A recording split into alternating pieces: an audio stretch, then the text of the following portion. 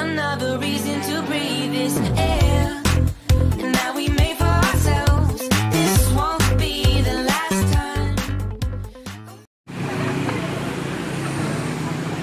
Yang latar belakangi buka kafe sebenarnya awalnya iseng karena memang space di sini masih lebar, masih luas kan gitu kan. Sebelah ini kantor dan kebetulan saya itu suka rame gitu loh. Kalau sepi itu nggak nyaman kan gitu. Nah, kalau konsep yang diusung ini industrial ya. Jadi kita banyak interior-interiornya itu yang konsepnya itu industrial, jadi memang betul-betul handmade seperti lampu-lampu dan sebagainya itu kita buat sendiri, nggak beli di pasaran. Ya sejarahnya itu tadi, ini awalnya kantor, kita hanya buka kantor di sebelah, space ruangnya masih banyak, jadi ya kita buat kafe gitu kan, itu sejarahnya. Kenapa disebut itu warung rakyat? Karena kita pengen memindahkan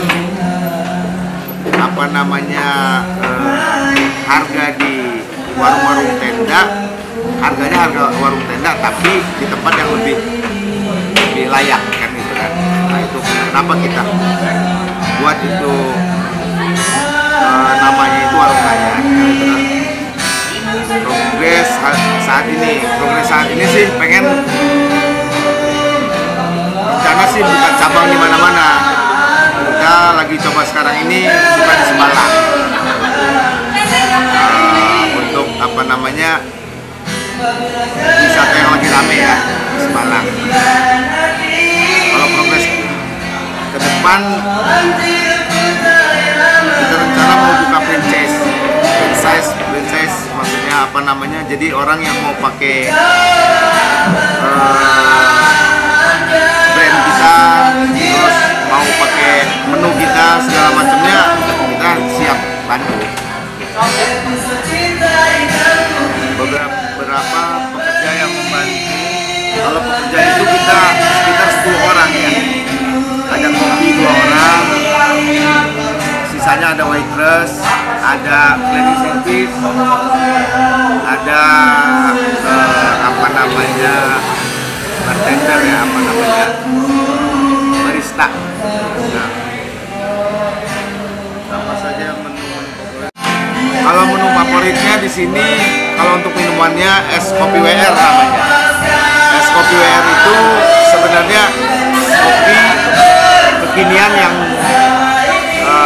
plus susu dan gulanya gula aren. Tapi kenapa dia jadi favorit? Karena kita dari kopinya sampai roastingnya itu kita kawal sendiri, kita roasting sendiri, dari petaninya juga kita bina sendiri. Nah itu yang membuat mungkin itu jadi favorit. Harganya cuma 17.500 ya. Kalau makanan favoritnya di sini, yang terfavorit itu nasi goreng, tapi banyak variannya. Nasi goreng kambing, nasi goreng udang, terus yang setara dengan itu ya bakar, nasi bakar dan sebagainya. Nasi bakar ayam, nasi bakar daging, nasi bakar udang, nasi bakar cumi, banyak variannya. Mungkin 2 itu kalau untuk nasi yang paling favorit. Kalau rame kita itu yang paling rame sih top skornya itu malam minggu. Tapi kalau untuk hari-hari libur juga pasti rame. Seperti umpamanya ada tanggal merah dan sebagainya pasti rame banget. Itu pulot lah. Sampai dalam arti kata kapasitasnya nggak ketampung lagi.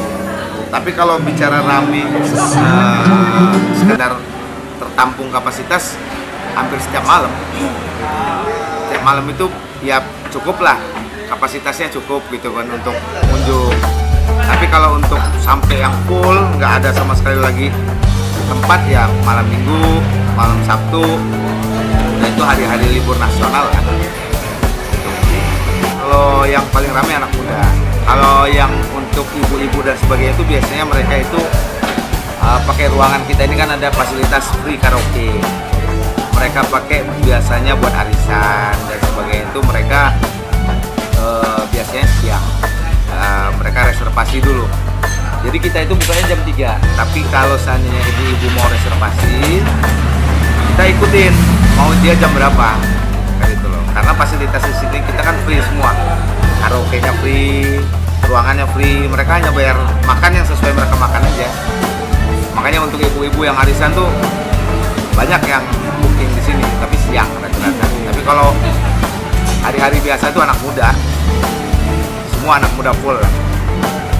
Nah itu sebenarnya untuk